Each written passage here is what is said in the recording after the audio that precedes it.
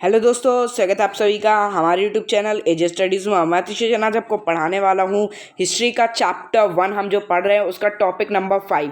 तो फ्रेंड्स, ये हमारा टॉपिक नंबर 5 है। अगर आपको वो 4 टॉपिक नहीं देखे तो अभी आप हमारे चैनल में जाइए, वो टॉपिक देख लीजिए, और देखा है तो फिर वेलकम। हम चलते हैं अपने चैप्टर की ओर। तो चैप्टर 1 का जो हमने टॉपिक 5 पढ़ना है वो द एबोल्यूशन ऑफ स्लेवरी। तो स्लेवरी को कैसे ख़त्म किया गया, तो उसके बारे में हम पढ़ लेते हैं। ठीक है, चलो जल्दी से पढ़ लेते हैं भैया। अब अपन के पास टाइम कम बचा है, पेपर्स भी सबके आ रहे हैं, तो जल्दी जल्दी हम कवर कर लेते हैं। One of the most revolutionary social reforms of the Jacobin regimes was abolished the of slavery in France colonies. तो एक जो मोस्ट रेवोल्यूशनरी मीन्स डिमांडेड जो रिवॉल्यूशन था जैकोबियन रिजाइम का, वो था कि स्लेवरी को बंद करना फ्रांस कॉलोनीज में। और ये जो थे दी कॉलोनीज इन कार्बियन और मैर्टेनक्यू और Guadeloupe and San Domingo were important suppliers of commodities such as tobacco, indigo, sugar and coffees. तो ये जो आपने नाम देखे हैं अजीब अजीब से, ये लोग सबसे बड़े सप्लायर थे किसके? टोबैको के, इंडिगो के, शुगर के और कॉफ़ी के। ठीक है, but the revolution of Europe to go and work in distant and unfamiliar land meant to a shortage of labor on the plantation। तो मीन्स अब इतना ज़्यादा सप्लाई हो रहा था तो यूरोप में जो है वर्कर की कमी पड़ रही थी। तो अब उन्होंने क्या किया, मीन्स लोगों की लेबर्स की शॉर्टेज पड़ने लगी थी। ठीक है, प्लांट्स में मीन्स प्लांटेशन जो हो रही थी उनमें लेबर्स की कमी पड़ने लगी। अब this way was met by a triangular slaves trade between Europe, Africa and America। तो अब क्या किया जाए, तो अब लोगों को उठा के लाने लगे। कहाँ से? यूरोप से, अफ्रीका से और अमेरिका से। मतलब जैसे रोड चलते लोग को उठा के ले आए और अपने देश में फ्रांस में काम कराने लगे। यार क्या गजब गलत बात है यार ये तो। बिल्कुल मतलब आप जा रहे हो और आपको पीछे से उठाया, बोरा में रखा और ले आए अपने देश, और चल भाई लगा पहुँचा, ऐसा करने लगे। ये गलत चीज़ है। ठीक है, तो the slave trade began in the 17th century. ये मतलब चालू हो गया था 17th सेंचुरी में।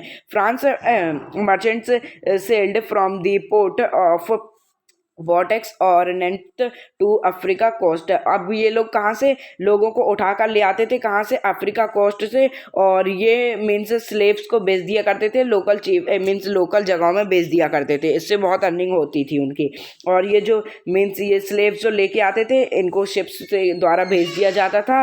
और फिर उसके बाद क्या हुआ, 3 months लॉन्ग अक्रॉस द एल्टेंस of to the Caribbean, there they were sold to plantations owners. The exploitations of slaves labour made it possible to meet the growing demands in Europe market of sugar, coffee and indigo। तो क्या हुआ, जैसे demand बढ़ रही थी तो 3 महीनों में इन लोगों को ले आया गया और इनको काम कराया गया अपने प्लांट्स में।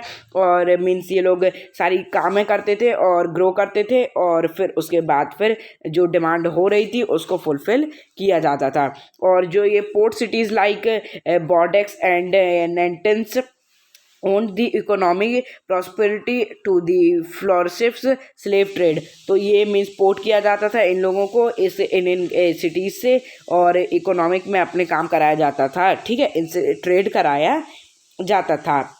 Through the 18th century, there was little criticisms of slavery in France। तो मीन्स 18th सेंचुरी में जो है फिर बवाल मचने लगा कि इसको रोकना चाहिए। ठीक है, the national assembly held long debates. अब बहुत ज़्यादा डिबेट्स होने लगी नेशनल असेंबली में कि इसको रोकना चाहिए, स्लेव ट्रेड्स बहुत गलत चीज़ है, इसको रोकना चाहिए। यही सब्जेक्ट बना हुआ था कॉलोनीज़ का। ठीक है, but it did not pass any loss. पर इससे कुछ भी फर्क नहीं पड़ रहा था, कोई भी लॉस पास नहीं हो रहे थे। ठीक है, और जो fearing opposition from businessman whose income dependents on the slave trade. अब क्योंकि भाई अगर इसको स्लेव ट्रेड्स को बंद कर देंगे तो जिनसे इनकी इनकम चल रही थी वो लोग गुस्सा हो जाएंगे। जो बड़े बड़े बिजनेसमैन थे उनकी इनकम में ये मीन्स प्रभाव डालेगा, मीन्स उनकी इनकम बर्बाद हो जाएगी।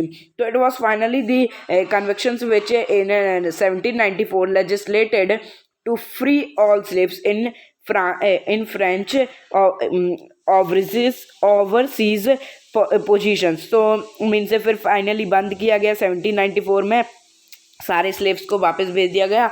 और this however turned out to be short times measures 10 years. पर 10 साल के लिए तो स्लेव रोका, पर उसके बाद वापस से चालू हो गया, वापस से लोगों को लाने लगे पकड़ पकड़ के और काम कराने लगे। ठीक है, मतलब 10 साल बाद फिर चालू हो गया। फिर नेपोलियन जब री इंट्रोड्यूस किया स्लेवरी को, फिर नेपोलियन ने री इंट्रोड्यूस कर दिया स्लेवरी को। और प्लांटेशंस ओनर्स जो अंडरस्टूड थे, मीन्स जो ये करते थे their freedoms as including the rights enslave African negroes, और जो स्लेव्स को लाया करते थे उनको एक नेगोर्स कहा जाता था। ये एक तरीके की गाली जैसे है कि नेगोर्स कह दो, मतलब गाली जैसे है, आप समझ जाइए अब। ठीक है, आगे मैं क्या ही बोलूँ। In pursuit of their economic interest slavery was finally abolished in French colonies in 1848। ठीक है, तो फ्रेंड्स अब फाइनली आ गया कि कब स्लेवरी ख़त्म हुई भाई, कब ख़त्म हुई बताओ ना यार, तुम लोग बोलते नहीं हो यार। कब ख़त्म हुई? ये फाइनली ख़त्म हुई 1848 में, याद रखिएगा। तो slavery was finally abolished in France colonies in 1848। तो ये ख़त्म हुई और हमारी वीडियो भी ख़त्म हो गई।